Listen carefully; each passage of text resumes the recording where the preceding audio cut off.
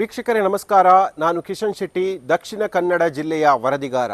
ಮಂಗಳೂರಲ್ಲಿ ಕೆಲವು ಕಡೆ ರಾಷ್ಟ್ರೀಯ ಹೆದ್ದಾರಿ ಕಾಮಗಾರಿ ಆಗ್ತಾ ಇದೆ. ಆದರೆ ಕಳೆದ 4 ವರ್ಷಗಳಿಂದ ಕುಂಟುತ್ತಾ ಸಾಕ್ತಾ ಇರುವಂತಹ ಕಾಮಗಾರಿ ಯಾವುದು ಅಂತ ಹೇಳಿದ್ರೆ ಅದು ಬಿಕರ್ನಕಟ್ಟೆ ಟು ಸಾಣೂರು ರಾಷ್ಟ್ರೀಯ ಹೆದ್ದಾರಿ 169ರ ಕಾಮಗಾರಿ.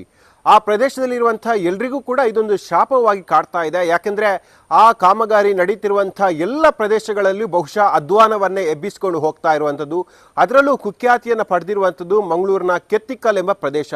ಕಳೆದ 2-3 ವರ್ಷಗಳಿಂದ ಕೆತ್ತಿಕಲ್ ಭಾಗ ಅದು ಸಂಪೂರ್ಣವಾಗಿ ಜರ್ಜರಿತವಾಗಿದೆ. ಅದಕ್ಕೆ ಕಾರಣ ಅಧಿಕಾರಿಗಳು ಮಾಡಿರುವಂತಹ ದಿವ್ಯ ನಿರ್ಲಕ್ಷ್ಯ ಅಂತ ಹೇಳಿ ಅಲ್ಲಿ ಹೋಗಿ ನಿಂತಿರುವಂತಹ ಪ್ರತಿಯೊಬ್ಬನಿಗೂ ಕಣ್ಣಿಗೆ ತೋರ್ತಾ ಇದೆ. ಯಾಕೆಂದ್ರೆ ಅಲ್ಲಿ ಗುಡ್ಡವನ್ನ ಸಂಪೂರ್ಣವಾಗಿ ಲಂಬಾಕಾರವಾಗಿ ಕೊರೆಯಲಾಗಿದೆ. ಇಲ್ಲಿನ ಭೂಮಿಯ ಗುಣಮಟ್ಟವನ್ನು ನೋಡಬೇಕು, ಭೂಮಿಯ ಸಾಂದ್ರತೆಯನ್ನು ನೋಡಬೇಕು, ಅದು ನೀರನ್ನು ಹಿಡಿದುಕೊಳ್ಳುವಂಥ ಎಷ್ಟು ಕೆಪಾಸಿಟಿಯನ್ನು ಹಿಡ್ಕೊಂಡಿದೆ ಎಂಬೆಲ್ಲ ಟೆಸ್ಟ್ಗಳನ್ನು ಮಾಡಬೇಕು. ಈ ಟೆಸ್ಟ್ಗಳನ್ನು ನಾವು ಅಧಿಕಾರಿಗಳಿಗೆ ಕಲಿಸಿಕೊಡ್ಬೇಕಂತಿಲ್ಲ. ಯಾಕಂದರೆ ಅದರಲ್ಲಿ ಬಹಳಷ್ಟು ನಿಪುಣರಿರ್ತಾರೆ, ಬಹಳಷ್ಟು ಆ ತರಬೇತಿಯನ್ನು ಪಡೆದಂಥವ್ರು ಇರ್ತಾರೆ. ಆದರೆ ಅಧಿಕಾರಿಗಳ ದಿವ್ಯ ನಿರ್ಲಕ್ಷ್ಯದಿಂದ ಕೆತ್ತಿಕಲ್ ಇಂದಿಗೂ ಜರಿತಾ ಇದೆ. ಹೊಸದಾಗಿ ಕೆತ್ತಿಕಲ್ ಮತ್ತೆ ಭೂಕುಸಿತವಾಗಿದೆ. ಅಲ್ಲಿ ದೊಡ್ಡ ಪ್ರಮಾಣದಲ್ಲಿ ಕಲ್ಲು ಬಂಡೆಗಳು ರಸ್ತೆಗೆ ಬಂದು ಉರುಳಿದೆ. ಹಾಗಾಗಿ ಆ ಭಾಗದಲ್ಲಿ ಏಕಮುಖ ಸಂಚಾರವನ್ನು ಮಾಡಲಾಗಿದೆ. ಮಂಗಳೂರಿಂದ ಮೂಡಬಿದ್ರೆ ಅಥವಾ ಕಾರ್ಕಳಕ್ಕೆ ಸಂಪರ್ಕಿಸುವಂತಹ ಈ ರಾಷ್ಟ್ರೀಯ ಹೆದ್ದಾರಿ ಕಾಮಗಾರಿ ಅದು ಬಹು ನಿರೀಕ್ಷಿತವಾದ ಕಾಮಗಾರಿ. ಯಾಕೆ ಹೋಗಬೇಕಾದ್ರೆ ಮೊದಲು ಸಿಂಗಲ್ ರೋಡ್ ಇತ್ತು. ಅಲ್ಲಿ ವಾಹನ ಸವಾರ ಮಾಡೋದು ಅಥವಾ ವಾಹನವನ್ನು ಚಲಾಯಿಸೋದು ಸವಾರರಿಗೆ ಬಹಳಷ್ಟು ಕಠಿಣವಾಗ್ತಾ ಇತ್ತು. ಯಾಕೆಂದರೆ ಖಾಸಗಿ ಬಸ್ಸುಗಳು ಕೂಡ ಅಷ್ಟೇ ಶರವೇಗದಲ್ಲಿ ಹೋಗ್ತಾ ಇದೆ. ಇದರ ನಡುವೆ ಜನ ಆ ರಸ್ತೆಯಲ್ಲಿ ಬರಬೇಕಾದ್ರೆ ಜೀವವನ್ನು ಕೈಯಲ್ಲಿ ಹಿಡ್ಕೊಂಡು ಬರಬೇಕಾಗಿತ್ತು. ಆದರೆ 4 ವರ್ಷದಿಂದ ಒಂದು ಕಾಮಗಾರಿ ಆರಂಭಗೊಂಡಿತ್ತು. ಅದು ಚತುಷ್ಪಥ ರಸ್ತೆ ಆಗುತ್ತೆ, ಬಹಳಷ್ಟು ಉತ್ತಮವಾದ ರಸ್ತೆ ಆಗುತ್ತೆ, ಬಹಳ ವೇಗದಲ್ಲಿ ಕಾರ್ಕಳ ಮೂಡಬಿದ್ರೆಯನ್ನು ಮಂಗಳೂರಿಂದ ಸಂಪರ್ಕ ಮಾಡಬಹುದೆಂಬ ಬಹಳಷ್ಟು ಕನಸನ್ನು ಜನ ಹೊತ್ತಾ ಇದ್ರು.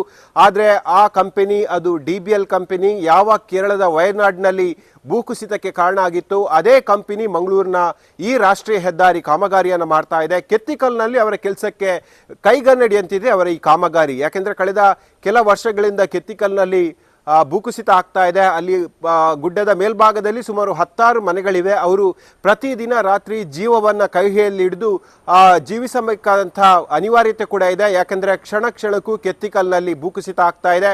ಇದೀಗ ಶಾಲೆಯ ಪಕ್ಕದ ಒಂದು ಭೂಕುಸಿತ ಆಗ್ತಾ ಇರುವಂಥದ್ದು. ಮೇಲ್ಭಾಗದ ದೊಡ್ಡ ಗುಡ್ಡ ಬಂದು ಕೆಳಭಾಗದಲ್ಲಿ ರಸ್ತೆಗೆ ಗುದ್ದಿದೆ. ಅಪಾರ ಪ್ರಮಾಣದಲ್ಲಿ ಮಣ್ಣು ಕೆಳಗೆ ಬಿದ್ದಿದೆ. ಹಾಗಾಗಿ ಅಲ್ಲಿ ಪ್ರಯಾಣಿಸುವಂತಹ ಪ್ರತಿ ಸವಾರನು ಆ ಭಾಗದ ವಸ್ತುಸ್ಥಿತಿಯನ್ನು ನೋಡಿ ಅಲ್ಲಿ ಚಲಾಯಿಸಬೇಕಾಗತ್ತೆ, ವಾಹನವನ್ನು ಚಲಾಯಿಸಬೇಕಾಗತ್ತೆ. ಜೊತೆಗೆ ಅಲ್ಲಿ ಅಧಿಕಾರಿಗಳು ಕೂಡ ಭೇಟಿ ಕೊಟ್ಟು ಆ ಮುಂದಿನ ದಿನಗಳಲ್ಲಿ ಮಳೆ ತೀವ್ರವಾದರೆ ಮತ್ತಷ್ಟು ಭೂಕುಸಿತ ಆಗುವಂತಹ ಸಾಧ್ಯತೆಗಳು ಇವೆ ಎಂಬ ಎಚ್ಚರಿಕೆಯನ್ನು ಕೊಟ್ಟಿದ್ದಾರೆ. ಹಾಗಾಗಿ ಇಂಥ ಕಂಪನಿಗಳು ಮಾಡ್ತಾ ಇರುವಂತಹ ದಿವ್ಯ ನಿರ್ಲಕ್ಷ್ಯದ ಬಗ್ಗೆ ಸಂಸದ ಕ್ಯಾಪ್ಟನ್ ಬ್ರಿಜೇಶ್ ಚೌಟ ಹಿಂದೆ ಜಿಲ್ಲಾಧಿಕಾರಿಗಳ ಜೊತೆ ಸಭೆಯನ್ನು ಮಾಡಿದ್ರು. ಅಲ್ಲಿ ಅಧಿಕಾರಿಗಳಿಗೆ ಹಲವು ನಿರ್ದೇಶನಗಳನ್ನು ಕೊಟ್ಟರು. ಆದರೆ ಇಲ್ಲಿ ತನಕ ಯಾವುದೇ ನಿರ್ದೇಶನಗಳನ್ನು ಆ ಕಂಪನಿಯ ಅಧಿಕಾರಿಗಳು ಕರಾರುವಕ್ಕಾಗಿ ಪಾಲಿಸುವಂತೆ ಕಾಣ್ತಾ ಇಲ್ಲ. ಅದಕ್ಕೆ ಪೂರಕವಾಗಿ ಇವತ್ತಿಗೂ ಕೂಡ ಅದೇ ಅವೈಜ್ಞಾನಿಕ ರೀತಿಯಲ್ಲಿ ಕಾಮಗಾರಿಗಳು ಆಗ್ತಾ ಇದೆ.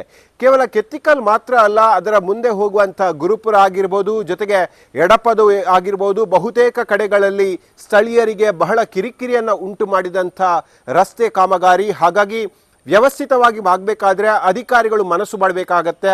ಇನ್ ಕೇಸ್ ಅಧಿಕಾರಿಗಳು ಮನಸ್ಸು ಮಾಡದಿದ್ರೆ ಇಂತಹ ಭೂಕುಸಿತಗಳು ಮತ್ತಷ್ಟು ಆಗುತ್ತೆ ಎಂಬ ಭಯದಲ್ಲಿ ಅಲ್ಲಿನ ಸ್ಥಳೀಯ ನಿವಾಸಿಗಳಿದ್ದಾರೆ. ಈಗಾಗಲೇ ಈ ರಸ್ತೆಯ ಬಹುತೇಕ ಕೃಷಿ ಭೂಮಿಗಳು ಈ ಬಾರಿಯ ಮಳೆಗಾಲದಲ್ಲಿ ಸಂಪೂರ್ಣವಾಗಿ ನಾಶ ಆಗಿದೆ, ಜಲಾವೃತವಾಗಿದೆ.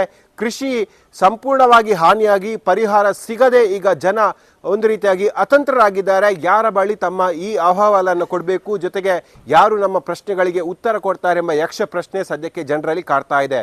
ಹಾಗಾಗಿ ಕೆತ್ತಿಕಲ್ ಭಾಗದಲ್ಲಿ ಮತ್ತೆ ಭೂಕುಸಿತ ಆಗಿದೆ. ಆ ಭಾಗದಲ್ಲಿ ಸಾವಿರಾರು ಸಂಖ್ಯೆಯಲ್ಲಿ ವಾಹನಗಳ ಓಡಾಟ ಕೂಡ ಇರುತ್ತೆ. ದೊಡ್ಡ ಪ್ರಮಾಣದ ಕಲ್ಲು ಬಂಡೆಗಳು ರಸ್ತೆಗೆ ಬಂದು ಬಿದ್ದಿರೋದು, ಆ ದೃಶ್ಯಗಳು ಜನರ ಎದೆಯಲ್ಲಿ ನಡುಕವನ್ನು ಹುಟ್ಟಿಸಿದೆ. ಹಾಗಾಗಿ ಅಧಿಕಾರಿಗಳು ತಕ್ಷಣವಾಗಿ ಆ ಭಾಗದಲ್ಲಿ ಕಾಮಗಾರಿಯನ್ನು ತ್ವರಿತ ಮಾಡಬೇಕು. ಯಾವ ಭಾಗದಲ್ಲಿ ಈ ರೀತಿಯಾಗಿ ಅವೈಜ್ಞಾನಿಕವಾಗಿ ಕಾಮಗಾರಿಯಾಗಿದೆ ಅಲ್ಲಿ ಹೋಗಿ ಅಲ್ಲಿನ ವ್ಯವಸ್ಥೆಯನ್ನು ಸುವ್ಯವಸ್ಥಿತ ರೀತಿಯಾಗಿ ತರುವುದಕ್ಕೆ ಅಧಿಕಾರಿಗಳು ಶ್ರಮವನ್ನು ಪಡಬೇಕು.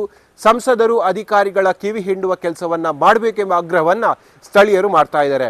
ವೀಕ್ಷಕರೇ, ಇವತ್ತಿನ ನ್ಯೂಸ್ 18 ಡಿಜಿಟಲ್ನ ವಿಶೇಷವಾದ ಕಾರ್ಯಕ್ರಮ. ಮುಂದಿನ ಬಾರಿ ಮತ್ತೊಂದು ಸುದ್ದಿಯೊಂದಿಗೆ ನಿಮ್ಮ ಜೊತೆ ಹಾಜರಾಗ್ತೀನಿ. ಅಲ್ಲಿ ತನಕ ಎಲ್ಲ ಡಿಜಿಟಲ್ ಪ್ಲಾಟ್ಫಾರ್ಮ್ಗಳಲ್ಲಿ ನ್ಯೂಸ್ 18 ಫಾಲೋ ಮಾಡ್ತಾರೆ ಅಂತ ಹೇಳುತ್ತಾ ಈ ಕಾರ್ಯಕ್ರಮವನ್ನು ಮುಗಿಸ್ತಾ ಇದ್ದೀನಿ. ಜಾಲ ನಮ್ಮದು, ಬಲ ನಿಮ್ಮದು.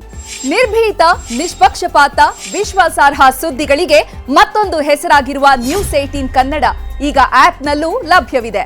ದಯವಿಟ್ಟು ಇಲ್ಲಿರುವ QR ಕೋಡ್ ಅನ್ನು ಸ್ಕ್ಯಾನ್ ಮಾಡಿಕೊಂಡು ಆಪ್ ಡೌನ್ಲೋಡ್ ಮಾಡೋದಕ್ಕೆ ಮರಿಬೇಡಿ. ನಿಮ್ಮ ಬೆಂಬಲ ಹೀಗೆ ಸದಾ ನಮ್ಮೊಂದಿಗಿರಲಿ. ಧನ್ಯವಾದ.